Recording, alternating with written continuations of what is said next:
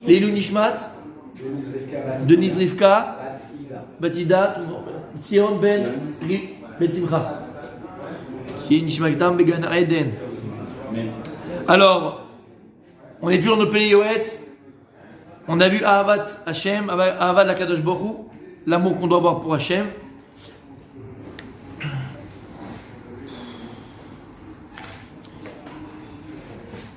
Ok, et on va donc terminer.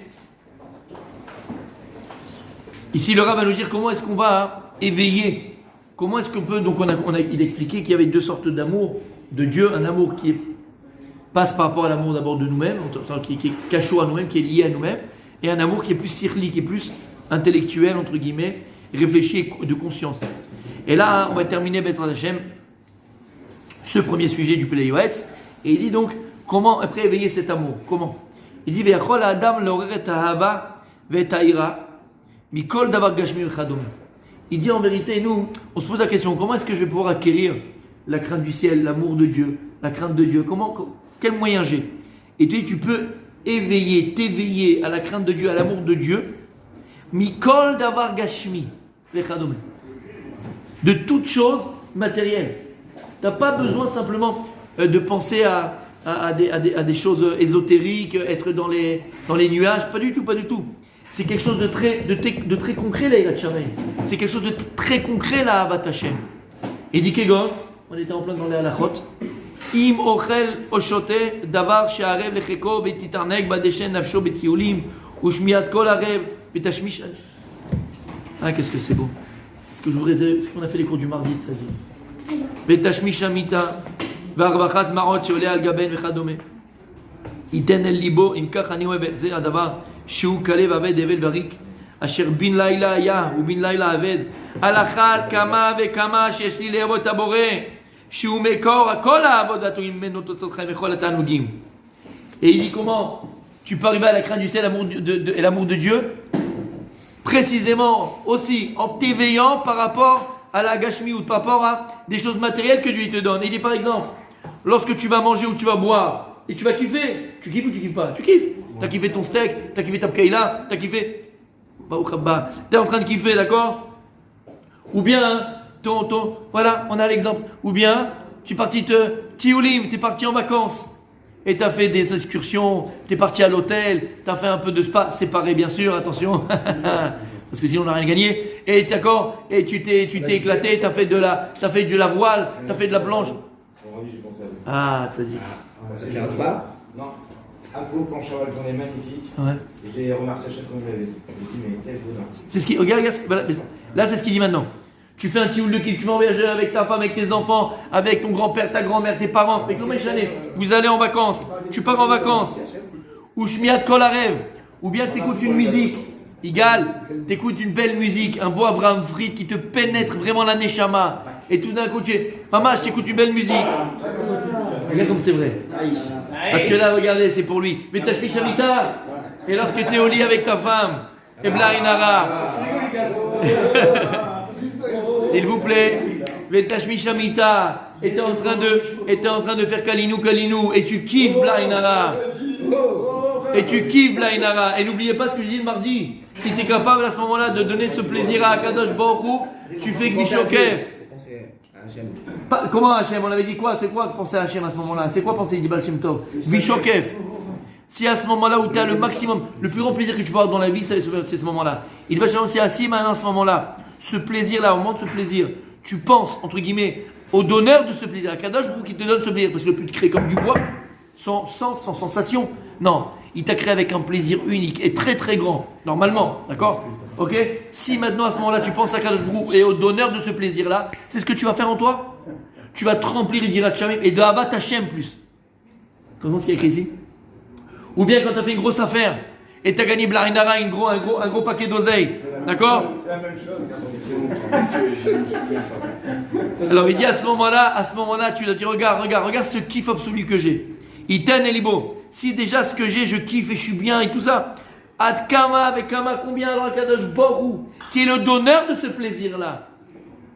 Tu dois avoir un plaisir, tu dois kiffer dans ta vie, on l'a dit plus d'une fois. Mais attention, quand est-ce que le kiff devient Avodat Hashem?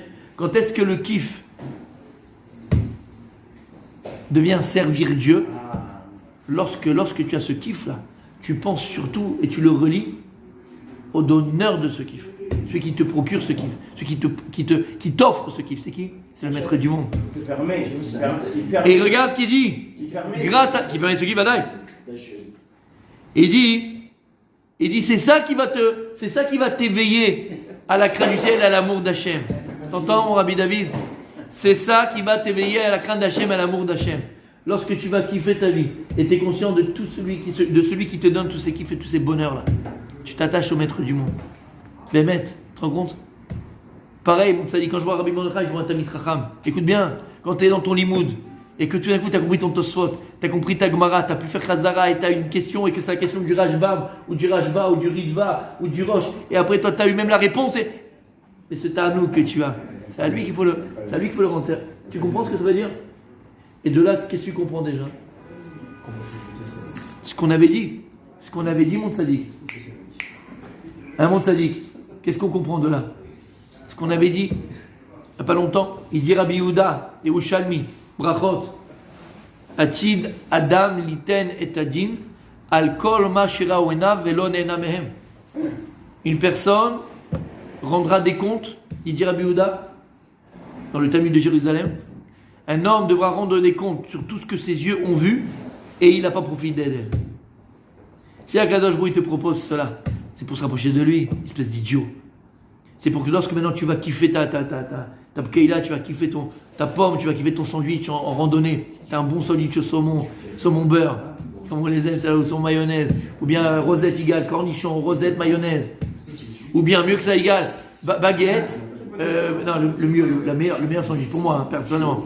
Baguette, mayonnaise, poulet, le poulet rôti, poulet, et non, pas cap. Et salade verte.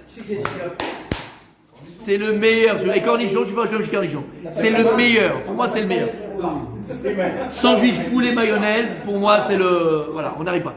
Mais quand maintenant tu vas apprendre ça, pourquoi? Tu vas manger glouton, comme on l'a vu, gloutonnerie, pour kiffer, et après prendre conscience de celui qui te procure ce kiff. T'as entendu ce qu'il dit ici? C'est pas moi, hein? Messieurs, c'est pas moi. Comment? Déjà, bien sûr, déjà. Mais après, voilà. Si on prend conscience de la bracha, on fait. Oui.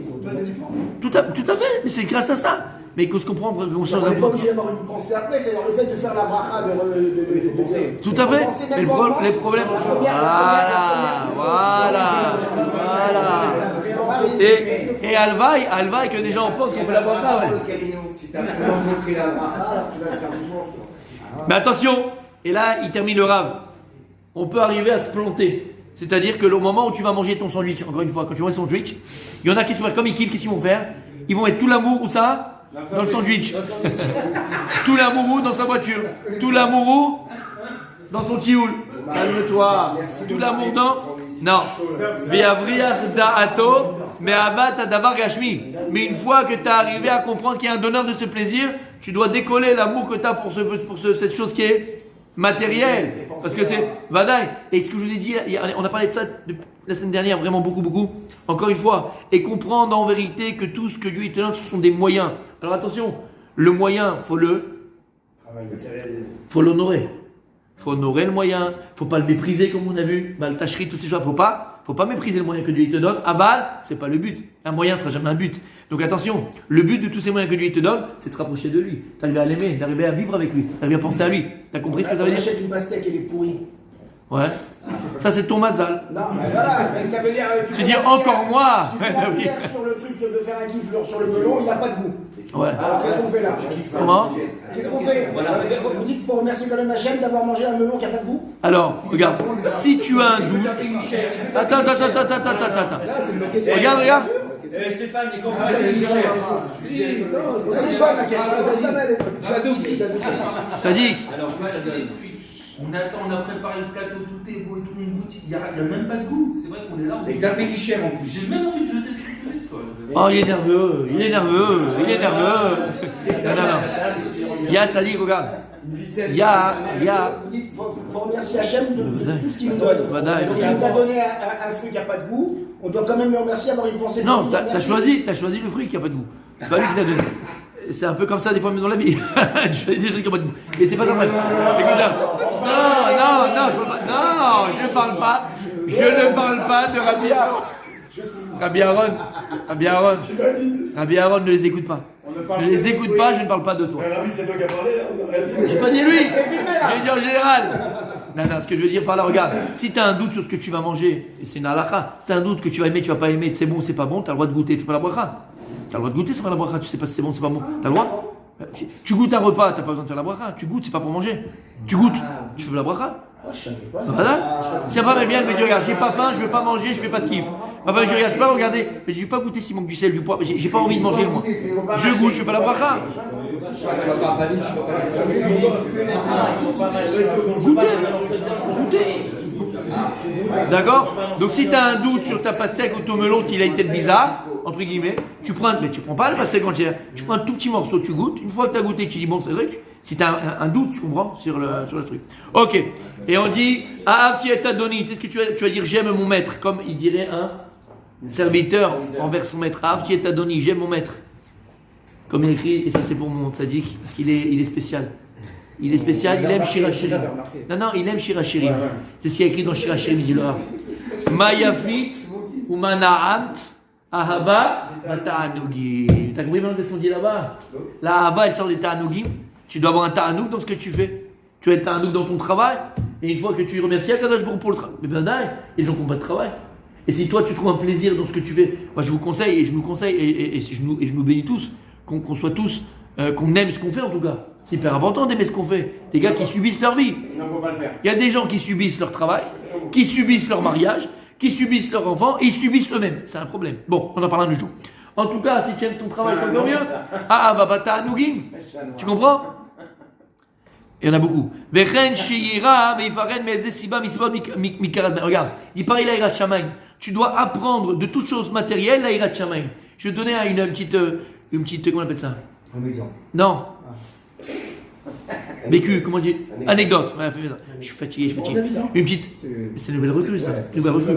C'est notre Didier Deschamps à nous, celui-là. Ouais, milieu de terrain, on va le mettre au milieu de terrain. Le pitbull. Allez, on y va. D'accord? Qu'est-ce que j'ai? Une petite anecdote. On était quand j'étais à Amir et j'étais chez Rav Yitzhak Ezrahi. J'ai étudié avec Rav Yitzhak Ezrahi. Et tous les matins, il nous faisait, d'abord avant le shiur, il nous faisait un petit shiur de Moussa. Et une fois, il a raconté une anecdote comme ça. Il a dit, il était en France avec un monsieur, il devait aller dans une maison de chez quelqu'un, et c'était une zone pavillonnaire. Et donc il a l'adresse, tout ça. Il y a un gros grillage comme ça, une belle maison, donc bon, il pense que c'est là. Ils rentrent, ils font 5 mètres. Il y a un chien, c'était pas un chien, c'était un loup, c'était pas un chien, c'était un monstre. Sans laisse rien, il commence à courir vers eux. D'accord, comme ça, et aboyer avec la baffe qui tombe du chien, un Doberman. Il commence à courir vers eux et tout. Ils s'arrêtent les deux comme ça. Et le Rav, il lui dit, maman, j'ai fait Kriyat Shema. Il croyait qu'il allait bouffer. Il croyait qu'il allait bouffer tout cru, un sauvage.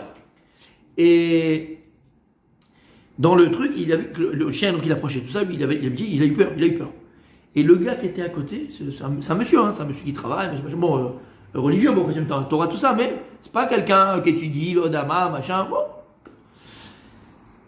Comparé au Rav, entre guillemets, on a compris, voilà, c'est juste ce qu'il nous a dit. Et le type, il a vu Zen. Bon, le chien, il s'est mis devant comme ça, à bouer comme un fou. Ça a fait sortir les propriétaires, ils ont pris leur chien, il n'a rien fait, grave truc. Et ils se sont trompés de maison. En vérité, c'était pas la maison, ils se sont trompés d'adresse, c'était le 12 ou le 21, ils se sont trompés de bon, ils sont partis et tout. Et il dit le Rav, après j'ai demandé à ce monsieur qui m'accompagnait, il dit moi j'ai réagi comme un peureux, j'ai eu peur. Et après je lui ai demandé à lui, quoi, j'ai vu, il était zen, rien.